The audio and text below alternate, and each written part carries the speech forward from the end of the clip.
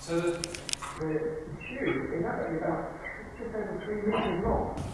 And that would make it really crazy to play, so it's folded up like that. And then, even then, I couldn't possibly reach all the holes with my fingers.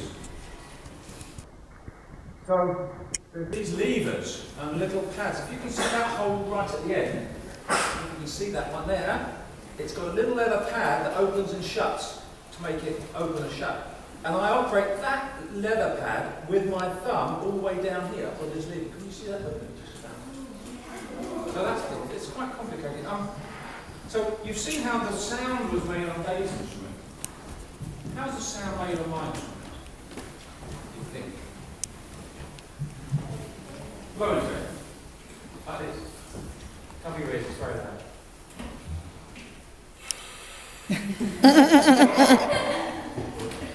Nope. You need the special bit at the end for it to work. The special bit at the end, yeah. Do you know what it's called? It's called a reed. You know, like reeds grow by rivers. It's made out of cane. It's two little pieces of cane. They're tied together really tightly here. When I'm blowing between them, they flap together and they vibrate. It's a bit like that. Do you ever do that thing in the summer where the grass is nice and dry? You get a piece of grass and you stretch it between your thumbs. If you want to annoy the teachers, you can go like that. That's really good fun.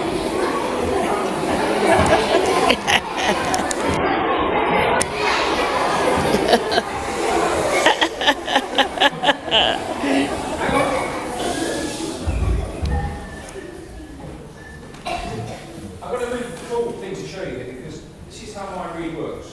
I've got a straw here, very kindly donated by a very well-known chain of hamburger restaurants. So this is a word of thanks to our sponsors. And if you get a straw like this and you squash the end flat, and because it's plastic, it's not like a paper straw you squash really easily. I just have to give it a good old squash flat. And then, if I make two little cuts up the side,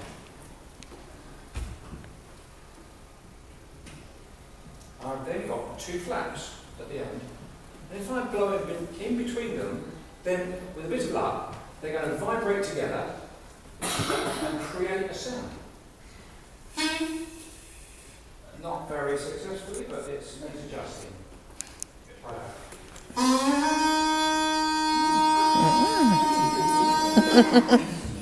I've just made a new musical instrument.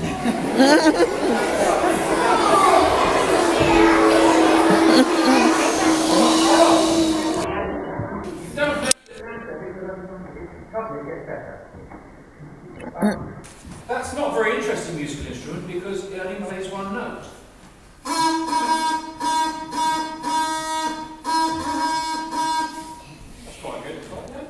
But it could be better if we make more notes. So if I cut a bit off and I made the tube shorter, do you think the note's going to get lower or higher? Let's find out.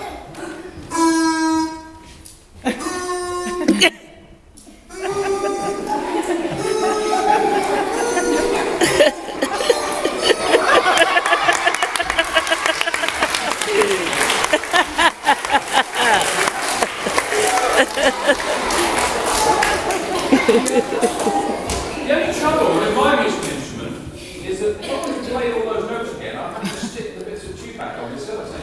So it's not very practical, but it's exactly how my machine works. When the reed vibrates, the air goes rushing along this tube here, down the side, until it finds the first hole to escape. And once it finds a hole to escape, it's just that bit of tubing that's holding vibrating air, and that gives us a note. And if I cover that hole with my finger, then the air has to go further along the tube to find the next hole to escape. So that actually makes the tube a bit longer. And every time I cover another hole with my finger, or maybe with the leather pads if I can't reach them, the sound